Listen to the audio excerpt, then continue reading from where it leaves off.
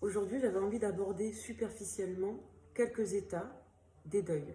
Donc, le deuil, c'est un process d'acceptation d'un point de vue psychologique et émotionnel d'une fin de situation.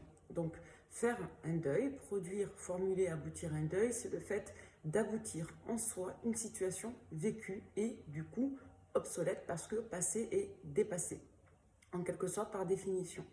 Si vous n'arrivez pas à aboutir un process de deuil, c'est en lien avec certaines étapes du deuil qui n'ont pas pu être en quelque sorte dépassées et honorées. J'aimerais attirer votre attention sur trois facteurs. Le premier facteur, c'est l'injustice. Le deuxième, c'est l'incompréhension. Et le troisième, c'est la colère. J'aimerais parler en premier lieu de la colère. Donc, la colère, c'est un état, par définition, émotionnel, temporaire et passager. Pourquoi passager? Parce que lorsque vous êtes en colère, c'est un état émotionnel comme un autre. En général, votre colère n'est pas permanente. Elle est phasique. Vous pouvez l'avoir en passage, comme vous pouvez l'avoir en instantané, en réaction. En général, quand vous êtes en colère, c'est un état qui est passager et temporaire. Et du coup, cet état, si vous voulez, il va être le résultat d'une réaction émotionnelle. Donc, par définition, la colère, c'est un état réactionnel qui est en lien avec une non-acceptation de votre cerveau, de votre âme, d'une forme d'incompréhension, d'injustice et ou, je dirais, d'un mécanisme de révolte qui n'a pas été assez bien rationalisé par la conscience. Pourquoi je me permets de dire ça? Parce que quand vous êtes en colère, c'est comme si vous sollicitiez en vous, donc ça c'est la cortisol qui fait ça, une forme de pulsion de vie, donc une pulsion d'externalisation de l'émotion intérieure. Donc quand vous êtes en colère, c'est une manière pour votre esprit, en quelque sorte, de s'agiter, de répondre au stress. Il faut savoir que la cortisol, c'est aussi une des ressources pour le stress. Hein. C'est ce qui permet de générer le stress également. Donc quand vous êtes en quelque sorte en colère, c'est comme si votre cerveau, votre rationnel, votre conscience se révoltait de quelque chose dans l'instant, de manière donc passagère et de manière temporaire. Ça ne renvoie pas à un sentiment installé. Si vous avez des états colériques installés, ça renvoie à d'autres sentiments plus complexes qui se manifesteraient donc par l'état émotionnel de la colère. Pour en revenir aux deuils sentimentaux, souvent, pour formuler, aboutir et produire correctement son deuil et le dépasser, il faut parvenir aux fameuses étapes. Donc les étapes, on ne va pas y revenir dessus, dans le sens où ça serait un peu long de tout expliquer, mais en quelque sorte, pour pouvoir accepter une situation, il va falloir passer par une acceptation générale. L'acceptation, c'est l'une des étapes du deuil.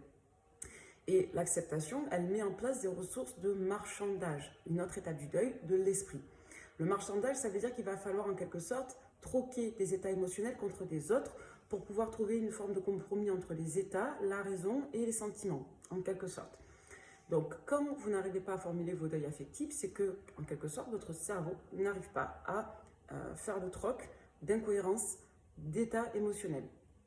Donc, les incohérences, elles viennent bien entendu des incompréhensions. Les incompréhensions, ce sont, si vous voulez, des questions qui restent en suspens et ce sont des process de comportement ou de situation qui ne trouvent pas sens et logique en vous. D'accord? Parfois, vous pouvez trouver du sens, mais vous ne comprenez pas la logique. Vous savez qu'une personne, par exemple, se comporte mal parce qu'elle voilà, parce qu'elle a une bonne raison et intellectuellement, vous le savez. Pour autant, vous ne trouvez pas ça logique. Et à contrario, vous pouvez trouver quelque chose de logique sans que ça fasse sens. Donc ça, c'est assez intéressant. Ça vous renvoie en quelque sorte à vos propres représentations. Ce qui veut dire, d'une manière un petit peu schématisée, que souvent, vous n'arrivez pas à faire vos deuils parce qu'il y a des éléments, des situations et des attitudes de l'autre que vous n'arrivez pas à induire comme étant logiques en vous. Et ces espèces de points d'interrogation génèrent en vous soit, je dirais, un état un peu statique de pensée. Vous allez revenir sur ce qui s'est passé, vous allez vous refaire des films, vous allez essayer de générer ce qu'on appelle de l'empathie active, donc de la compassion, essayer de vous mettre à la place de l'autre pour le comprendre, et ou les deux, vous allez essayer de vous en révolter, c'est-à-dire de ne pas l'accepter parce que ça ne fait pas sens en vous. Il faut comprendre une chose qui est très importante, c'est qu'il y a d'un côté les sentiments, les émotions aussi, et il y a de l'autre les faits. L'idéal, c'est que les deux génèrent à la fois compromis, sens et logique pour pouvoir avancer de manière harmonieuse. Parfois, et souvent malheureusement, ce n'est pas toujours le cas. Il se peut que les sentiments, eux, continuent à vivre en vous, sans pour autant que les situations, elles, continuent de fonctionner, de se dérouler ou d'être logiques. Donc, ces états d'incohérence génèrent des états d'incompréhension qui génèrent des états de révolte et qui empêchent les deuils. La révolte peut être pacifique, douce, comme elle peut être violente. La colère, en général, cet état de révolte qui génère du stress et, je dirais, une pulsion agressive, qu'elle soit physique ou intellectuelle ou émotionnelle. En général, la colère, c'est un état qui vous maintient dans l'exacerbation de la stimulation émotionnelle. Donc, c'est une émotion qui exacerbe d'autres émotions parce que c'est un vecteur d'expression de certaines émotions. Par exemple, quand vous débordez d'amour, vous pouvez être excité. Quand vous débordez d'incompréhension, vous pouvez vous mettre en colère. Donc, la colère, c'est à la fois un biais, un frein et un support à d'autres sentiments et ou émotions déjà installés qui renvoient à ces process de non-compréhension. J'espère que j'ai perdu personne en route, mais pour vous schématiser un peu les choses, en tout cas, j'essaye sans vous ennuyer avec des données qui ne seraient pas intéressantes pour vous. Comprenez bien une chose, c'est que vous pouvez aimer une personne, vous pouvez avoir des intentions concernant une personne, pour autant vous devrez, malgré tout pour avancer, accepter la réalité de vos faits vécus en lien avec cette personne et votre situation à deux. Quand votre situation amoureuse se termine et que vous devez parvenir à votre deuil, vous avez le devoir et la responsabilité personnelle de formuler votre deuil pour la simple et bonne raison que vous allez rester en quelque sorte connecté à cette situation qui est devenue en quelque sorte obsolète parce que plus d'actualité et plus présentée. Si vous n'arrivez pas à accepter la non-acceptation, vous n'arriverez pas à avancer.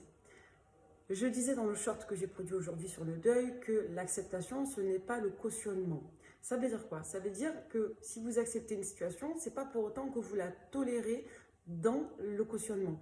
Vous pouvez très bien accepter, je vous donne un exemple grossier, vous acceptez qu'il y ait eu des guerres, mais ce n'est pas pour autant que vous êtes favorable à la guerre.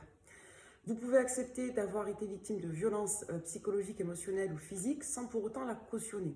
Accepter, c'est le fait de se dire que la situation s'est déroulée de telle manière et qu'aujourd'hui, elle n'est plus. Ça ne veut pas dire s'en réjouir ou s'en accommoder ou la cautionner, ça veut simplement dire quelque part la constater, en prendre son parti intérieur pour en générer de la compréhension nouvelle et ou de la ressource positive. On disait qu'on peut rire de tout, mais pas avec n'importe qui. C'est une réalité. Vous pouvez tout accepter, mais pas n'importe quand.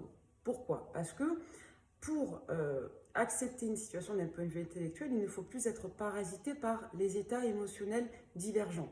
Ce qui signifie que pour produire un deuil, vous devez passer par ces fameuses étapes. Donc il y a l'acceptation, il y a le marchandage, il y a, on va dire, la tristesse, il y a la colère, enfin, il y a plusieurs types d'états, il y a le déni. Donc pour pouvoir intellectuellement accepter une situation, il va falloir quelque part s'en détacher, accepter le postulat de fait que la situation n'est plus et que vous n'êtes plus connecté émotionnellement à elle. Pour y parvenir, il va falloir accepter d'observer les faits sans quelque part vous résoudre à bien les comprendre.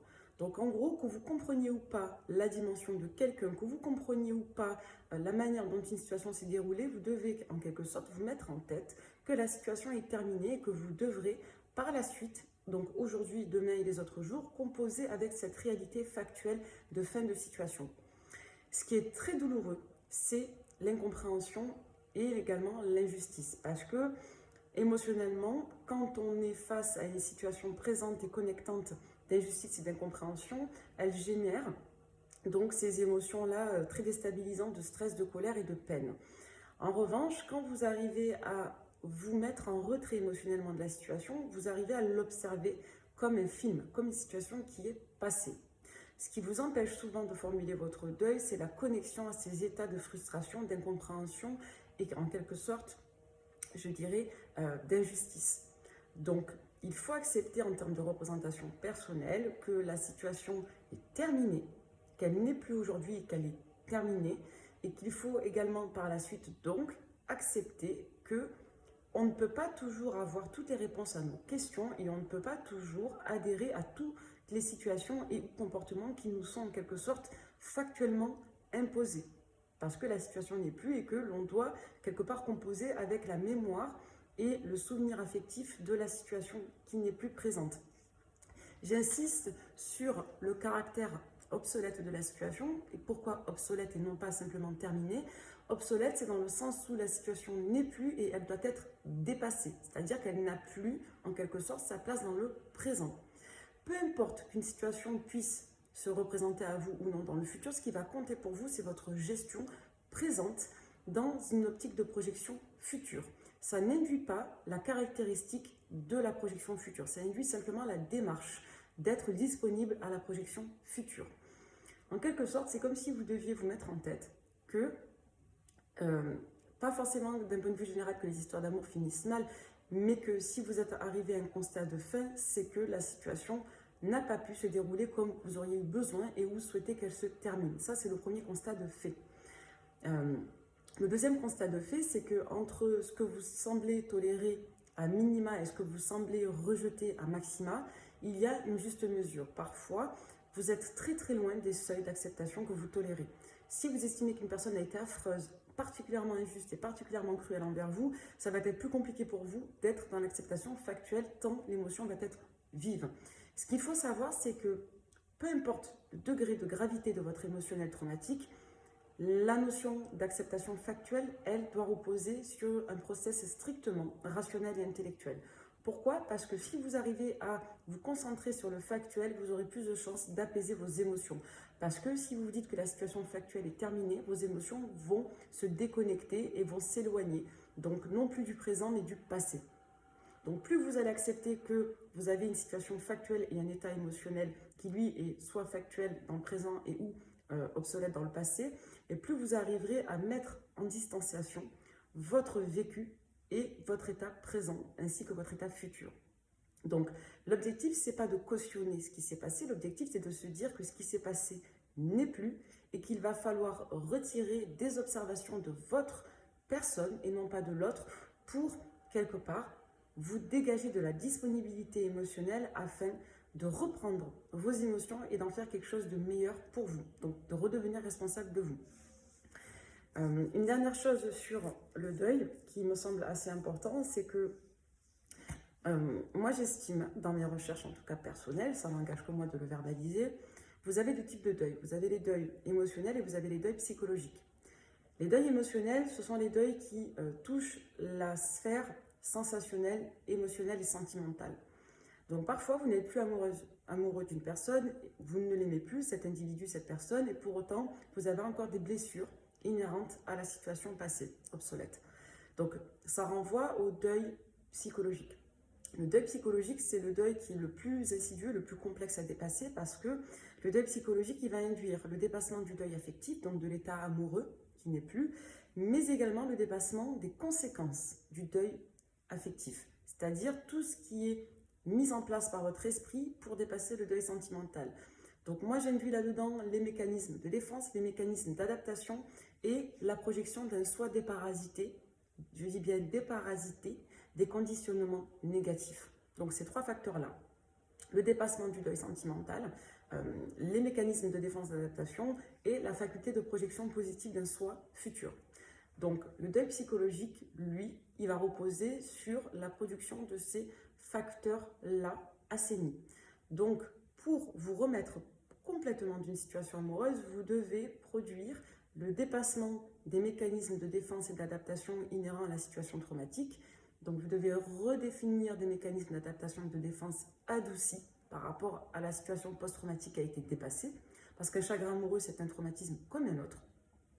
À savoir quelle place il prend et à quel degré le traumatisme est vécu à l'intérieur de vous pour pouvoir adapter des mécanismes donc d'adaptation aux situations et de défense aux situations en corrélation, en corroboration avec votre état émotionnel. Et par la suite, devoir, je dirais, en quelque sorte, reformuler une projection de vous positive, teintée de ressources amélioratives et de ressources de résilience. La notion de résilience, elle me dérange un petit peu parce que c'est encore un fourre-tout, c'est comme le lâcher-prise, ça veut tout dire et rien dire. Dites-vous bien que ce qu'il faut comprendre de mieux de la résilience, c'est le fait de dépasser les deuils émotionnels et psychologiques et de réussir à rebondir, à se réadapter à la vie émotionnelle, donc à la vie tout court. On peut avoir des résiliences médicales, affectives, etc. etc. Enfin, médicaux, pardon, et affectifs. Donc la résilience dans l'esprit collectif, c'est le fait de rebondir face à une situation et d'en retirer des ressources positives pour réapprendre à vivre positivement. Donc en fait, c'est ça qu'on vous demande en amour quand vous êtes dans un process de deuil, c'est d'accepter que la situation n'est plus, que les émotions au fur et à mesure vont s'éloigner de vous et que vous devrez quelque part observer la situation que vous avez vécue pour en retirer des ressources positives de comportement et des ressources positives d'amour propre et du coup, par l'avenir, d'amour de quelqu'un d'autre. Je pense que j'ai tout dit. Peut-être un autre aspect aussi à prendre en considération dans les deuils, je dirais, c'est la sphère de l'autre. Juste pour finir sur ça, souvent vous vous mettez en tête que vous devez comprendre à tout prix l'autre. Vous n'avez pas besoin de comprendre une personne, vous avez besoin de comprendre les comportements d'une personne et de comprendre ses signalétiques. Pourquoi? Parce que la compréhension, l'intimité psychologique de quelqu'un ou émotionnelle, c'est un peu comme la liberté. C'est-à-dire l'état psychologique et émotionnel d'une personne s'arrête là où la vôtre commence. Et à contrario, votre état psychologique et émotionnel s'arrête là où celle de l'autre commence. En gros, si une personne ne vous donne pas accès à son intimité, quelque part, vous ne pourrez pas aller fouiller à l'intérieur. Et en fait, vous n'en avez pas besoin. Parce que votre process, il est individuel. C'est à vous de le formuler seul. Donc, si vous avez des informations, c'est un plus. Mais si vous n'en avez pas, ce n'est pas indispensable. Ce que vous avez besoin de comprendre, c'est qu'est-ce qu'il s'est passé dans le déroulé historique de la situation et qu'est-ce que, en quelque sorte, vous avez compris des comportements de l'autre pour, quelque part, soit les accepter et ou quelque part mieux comprendre s'il devait se représenter à vous, soit avec la même personne, soit avec une personne différente. Donc vous n'avez pas forcément besoin de tout comprendre de l'intimité sentimentale, émotionnelle de quelqu'un, vous n'avez pas besoin de tout comprendre du comportement d'une personne, vous avez besoin d'observer factuellement les comportements et de comprendre leurs signaux. Voilà, vous n'avez pas besoin d'accéder à toute la sphère de compréhension d'une personne. Vraiment, essayez de toujours vous mettre en tête que ce que vous devez maîtriser, même vis-à-vis d'une autre personne, c'est votre sphère à vous. Et ce qui a impacté votre sphère. Donc, dans les comportements des autres, essayez toujours de porter attention. Si vous n'arrivez pas à vous en éloigner, à vous en distancer, essayez au moins, à défaut, de vous concentrer uniquement sur les comportements qui vous ont, en quelque sorte, offensé ou particulièrement plu. Voilà, essayez en tout cas de hiérarchiser le degré d'attention à ça. Je travaille essentiellement sur les théories, on appelle ça les binarités. Donc c'est une théorie qui repose sur l'équilibre des polarités. Donc l'objectif, c'est de trouver un équilibre entre chaque sphère et de parvenir en fait à des nuances au milieu. Donc d'être dans une forme de rapport d'équité au maximum. Donc on ne peut pas toujours être en symétrie parfaite, on ne peut pas être à 50-50, mais on peut essayer d'établir des rapports équitables. Et en amour, c'est un peu pareil. Vous ne devez pas forcément tout comprendre de l'autre, vous devez essayer de comprendre certains aspects qui rentrent en interaction avec vous, et vous devez en quelque sorte comprendre ce qu'il génère en vous. Donc plus vous allez porter votre attention sur quelqu'un, et en quelque sorte, moins vous allez être disponible pour porter l'attention sur vous. Donc n'oubliez pas de vous mettre toujours au centre de votre vie, au centre de vos problèmes et au centre de votre joie en quelque sorte. Ça ne veut pas dire que vous êtes coupable, ça veut dire que vous êtes en quelque sorte l'élément moteur de votre vie et vous devez toujours porter attention en priorité sur vous, surtout lorsque vous souffrez pour aller mieux. Merci.